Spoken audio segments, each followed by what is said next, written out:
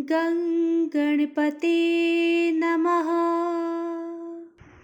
बोलिए सच्चिदानंद सद्गुरु साईनाथ महाराज की जय। श्री साईं बाबा का ध्यान कैसे किया जाए?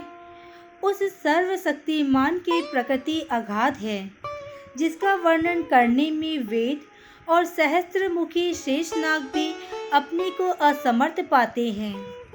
भक्तों के स्वरूप वर्णन से रुचि नहीं, उनकी तो दृढ़ धारणा है कि आनंद की प्राप्ति केवल उनके श्री चरणों से ही संभव है।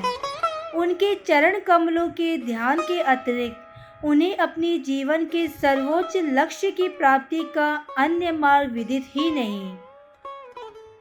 हेमाडपंत भक्ति और ध्यान का जो एक अति सरल मार्ग सुझाते हैं वह ये है, कृष्ण पक्ष के आरंभ होने पर चंद्रकलाएं दिन प्रतिदिन घटती चलती है तथा उनका प्राकरण भी क्रमशः क्षीण होता जाता है और अंत में अमावस्या के दिन चंद्रमा के पूर्ण विलीन रहने पर चारों ओर निशा का भयंकर अंधकार छा जाता है। परंतु जब शुक्ल पक्ष का प्रारंभ होता है तो लोग चंद्र दर्शन के लिए अति उत्सुक हो जाते हैं। उसके बाद द्वितीया को जब इंद्र अधिक स्पष्ट गोचर नहीं होता, तब लोगों को वृक्ष की दो शाखाओं के बीच से चंद्र दर्शन के लिए कहा जाता है और जब इन शाखाओं के बीच उत्सुकता और ध्यानपूर्वक देखने का प्रयत्न किया जाता है तो दूर क्षितिज पर छोटी सी चंद्र रेखा के दृष्टिगोचर होते ही मन अति प्रफुल्लित हो जाता है। इसी सिद्धांत का अनुमोदन करते हुए हमें श्री साईं बाबा के दर्शन का भी प्रयत्न करना चाहिए। बाबा के चित्र की ओर देखो, आहा कितना सुंदर है। वे पैर मोड़कर बैठे हैं और दाहिना पैर बाएं घुटने पर रखा गया है। बाएं हाथ की उंगलियां दाहिने चरण पर फैली हुई है। दाहिने पैर के अंगूठे पर तर्जनी और मध्यमा अंगुलियां फैली हुई है। इन आकृति से बाबा समझा रहे हैं कि यदि तुम मेरे आध्यात्मिक दर्शन करने की इच्छा हो तो अभिमान शून्य और विनम्र होकर उक्त दो अंगुलियों के बीच से मेरे चरण के अंगूठों का ध्यान करो, तब कहीं तुम उस सत्य स्वरूप का दर्शन करने में सफल हो सकोगे। भक्ति प्राप्त करने का ये सबसे सुगम पथ है। जब एक क्षण श्री साईं बाबा की जीवनी का अवलोकन करें, साईं बाबा के निवास से ही शिरडी तीर्थ स्थल बन गया है। चारों ओर लोगों की वहाँ भीड़ प्रतिदिन बढ़ने लगी है। धनी और निर्धन सभी को किसी न किसी रूप में लाभ पहुँच रहा है।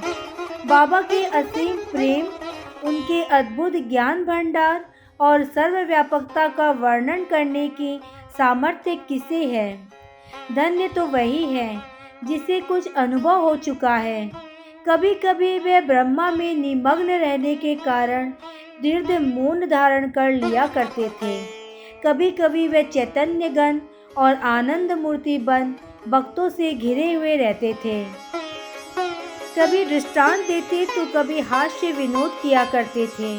कभी सरल चित्त रहते तो कभी क्रुद्ध भी हो जाया करते थे। कभी संक्षिप्त और कभी घंटों प्रवचन किया करते थे। लोगों की आवश्यकता के अनुसार ही भिन्न भिन्न प्रकार के उपदेश देते थे। उनके जीवनी और अगाध ज्ञान वाचा से परे थे। उनके मुखमंडल के अवलोकन, वार्तालाप करने और लीलाएं सुनने की इच्छाएं सदा अतृप्त ही बनी रहीं। फिर भी हम फूले नहीं समाते थे। जल वृष्टि के कणों की गणना की जा सकती है, वायु की भी चर्म के थैल में संचित किया जा सकता है, परंतु बाबा की लीलाओं का भी अंत न पा सका। अब उन लीलाओं में से एक लीला का यहाँ पर दर्शन करें। भक्तों के संकटों के घटित होने के पूर्व ही बाबा उपयुक्त अवसर पर किस प्रकार उनकी रक्षा किया करते थे।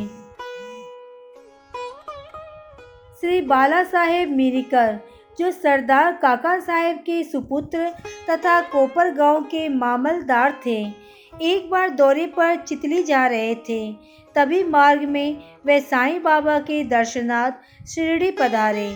उन्होंने मस्जिद में जाकर बाबा की चरण वंदना की और सदियों की भांति स्वास्थ्य तथा अन्य विषयों पर चर्चा की।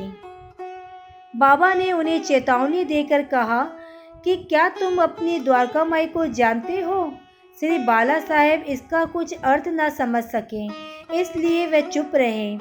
बाबा ने उनसे पुनः कहा, जहाँ तुम बैठे हो वही द्वारका माई है। जो इसकी गोद में बैठता है वह अपने बच्चों के समस्त दुखों और कठिनाइयों को दूर कर देती है। ये मस्जिद माई परम दयालु है। सरल हृदय भक्तों की तो वह माँ है और संकटों में उनकी रक्षा अवश्य करेगी। जो उसकी गोद में एक बार बैठता है उसके समस्त कष्ट दूर हो जाते हैं। जो उसकी छत्र छाया में विश्राम करता है उसे आनंद और सुख की प्राप्ति होती है। तदुपरांत बाबा ने उन्हें उदी देकर अपना वरद हस्त उनके मस्तक पर रख आशीर्वाद दिया। जब श्री बाला साहेब जाने के लिए उठ खड़े हुए तब बाबा बोले कि क्या तुम लंबे बाबा से परिचित हो? और अपनी बाई मुट्ठी बंद कर उसे दाहिने हाथ के कोहने के पास ले जाकर दाहिने हाथ को सांप के सदृश हिलाकर बोले कि वह अति भयंकर है, परंतु द्वारका माई के लालों का वह कर ही क्या सकता है। जब स्वयं ही द्वारका माई उनकी रक्षा करने वाली है तो सर्प की सामर्थ्य क्या है। वहाँ उपस्थित लोग इसका अर्थ तथा मिरिकल को इस प्रकार चेतावनी देने का कारण जानना चाहते थे, परंतु पूछने का साहस किसी में भी न होता था। बाबा ने श्यामा को बुलाया और बाला साहेब के साथ जाकर चितली यात्रा का आनंद लेने की आज्ञा दी। तब श्यामा ने जाकर बाबा का आदेश बाला साहेब को सुनाया। वे बोले कि मार्ग में असुविधाएं बहुत हैं, अतः आपको व्यर्थ ही कष्ट उठाना उचित नहीं है। बाला साहेब ने जो कुछ कहा वह श्यामा ने बाबा को बताया। बाबा बोले कि अच्छा ठीक है, न जाओ। सदैव उचित अर्थ ग्रहण कर श्रेष्ठ कार्य ही करना चाहिए। जो कुछ होने वाला है सो तो होकर ही रहेगा। बाला साहेब ने पुनः विचार कर श्यामा को अपने साथ चलने के लिए कहा। तब श्यामा पुनः बाबा की आज्ञा प्राप्त कर बाला साहेब के साथ तांगे में रवाना हो गए। वे 9 बजे चितली पहुँचे और मारुति मंदिर में जाकर ठहरे। ऑफिस के कर्मचारीगण अभी नहीं आए थे, इस कारण यहाँ वहाँ की चर्चाएं करने लगे। बाला साहेब दैनिक पत्र पढ़ते हुए चटाई पर शांतिपूर्वक बैठे थे। उनकी धोती का ऊपरी सिरा कमर पर पड़ा हुआ था और उसी के एक भाग पर एक सर्प बैठा हुआ था। किसी का भी ध्यान उधर ना था। वह सी सी करता हुआ आगे रेंगने लगा। ये आवाज़ सुनकर चपरासी दौड़ा और लालटेन ले आया। सर्प को देखकर वह सांप सांप कहकर उच्च स्वर में चिल्लाने लगा। तब बाला साहेब अति भयभीत होकर कांपने लगे। श्यामा को भी आश्चर्य हुआ। तब वह तथा अन्य व्यक्ति वहां से धीरे धीरे हटे और अपने हाथ में लाठियां ले लीं। सर्प धीरे धीरे कमर से नीचे उतर आया। तब लोगों ने उसका तत्काल ही प्राणत कर दिया। जिस संकट की बाबा ने भविष्यवाणी की थी वह टल गया और साईं चरणों में बाला साहेब का प्रेम दृढ़ हो गया। बापू साहेब बूटी। एक दिन महान ज्योतिषी श्री नाना साहेब डेंगले ने बापू साहेब बूटी से कहा, आज का दिन तुम्हारे लिए अत्यंत अशुभ है, तुम्हारे जीवन को भयप्रद है। ये सुनकर बापू साहेब बड़े अधीर हो गए। जब सदियों की भांति वे बाबा के दर्शन करने गए तो वे बोले कि ये नाना क्या कहते हैं। वे तुम्हारी मृत्यु की भविष्यवाणी कर रहे हैं, परंतु तुम्हें भयभीत होने की किंचित मात्र भी आवश्यकता नहीं है।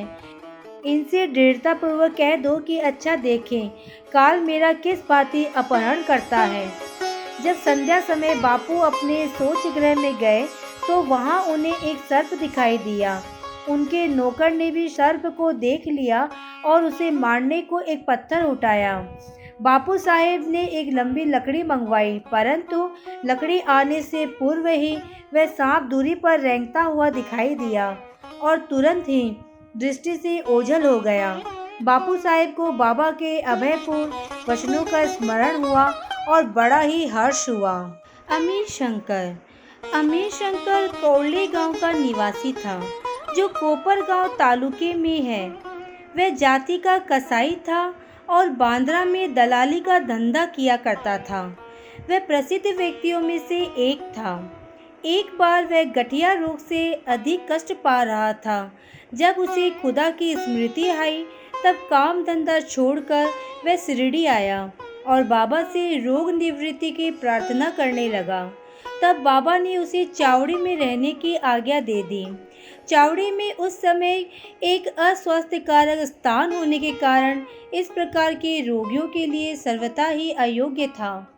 गांव का अन्य कोई भी स्थान उसके लिए उत्तम होता, परंतु बाबा के शब्द तो निर्णयात्मक तथा मुख्य औषधि स्वरूप थे। बाबा ने उसे मस्जिद में ना आने दिया और चावड़ी में ही रहने की आज्ञा दी। वहाँ उसे बहुत लाभ हुआ। बाबा प्रातः और सायंकाल चावड़ी पर से निकलते थे तथा एक दिन के अंतर से जुलूस के साथ वहाँ आते और वही विश्राम किया करते थे। इसलिए अमीर को बाबा का सानिध्य सरलता पूर्वक प्राप्त हो जाया करता था। अमीर वहाँ पूरे 9 मास रहा। जब किसी अन्य कारणवश उसका मन उस स्थान में ऊब गया, तब एक रात्रि में वह चोरी से उस स्थान को छोड़कर कोपर गांव की धर्मशाला में जा ठहरा। वहां पहुंचकर उसने वहां एक फकीर को मरते हुए देखा, जो पानी मांग रहा था। अमीर ने उसे पानी दिया, जिसे पीते ही उसका देहांत हो गया। अब अमीर कृतकृत व विमूढ़ हो गया। उसे विचार आया कि अधिकारियों को इसकी सूचना दे दूं, तो मैं ही मृत्यु के लिए उत्तरदायी ठहराया जाऊंगा और प्रथम सूचना पहुंचाने के नाते कि मुझे अवश्य इस विषय की अधिक जानकारी होगी, सबसे प्रथम मैं ही पकड़ा जाऊंगा। तब बिना आज्ञा शिरडी छोड़ने की उतावली पर उसे बड़ा पश्चाताप हुआ। उसने बाबा से मन ही मन प्रार्थना की और शिरडी लौटने का निश्चय कर उस रात्रि बाबा का नाम लेते हुए पो फटने से पूर्व ही शिरडी वापस पहुंचकर चिंता मुक्त हो गया। फिर वह चावड़ी में बाबा की इच्छा और आज्ञा अनुसार ही रहने लगा और शीघ्र ही रोग मुक्त हो गया। एक समय ऐसा हुआ कि अर्धरात्रि को बाबा ने जोर से पुकारा कि ओ अब्दुल, कोई दुष्ट प्राणी मेरे बिस्तर पर चढ़ रहा है। अब्दुल ने लालटेन लेकर बाबा का बिस्तर देखा, परंतु वहाँ कुछ भी ना था। बाबा ने ध्यानपूर्वक सारे स्थान का निरीक्षण करने को कहा और वे अपना सटका भी जमीन पर पटकने लगे। बाबा की ये लीला देखकर अमीर ने सोचा कि हो सकता है बाबा को किसी सांप के आने की शंका हुई हो। दीर्घकाल तक बाबा की संगति में रहने के कारण अमीर को उनके शब्दों और कार्य का अर्थ समझ में आ गया था। बाबा ने अपने बिस्तर के पास कुछ रेंगता हुआ देखा। तब उन्होंने अब्दुल से बत्ती मंगवाई और एक सांप को कुंडली मारे हुए वहां बैठा देखा, जो अपना फन हिला रहा था। फिर वह सांप तुरंत ही मार डाला गया। इस प्रकार बाबा ने सामयिक सूचना देकर अमीर के प्राणों की रक्षा की।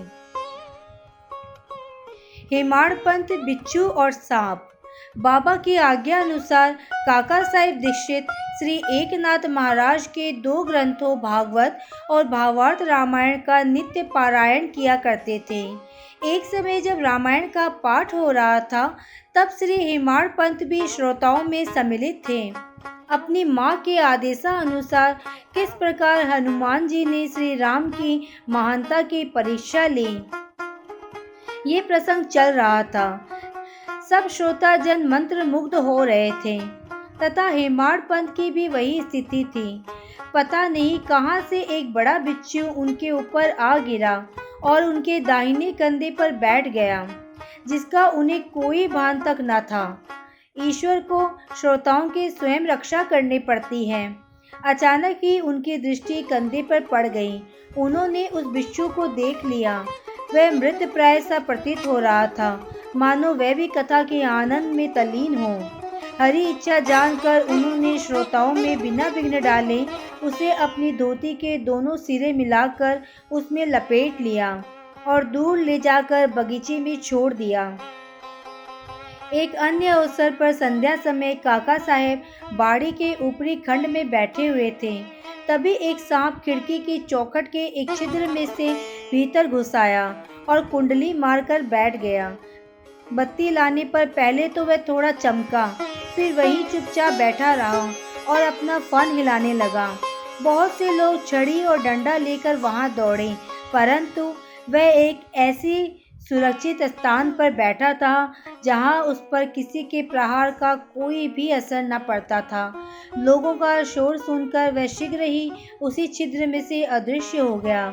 तब कहीं सब लोगों की जान में जान आई।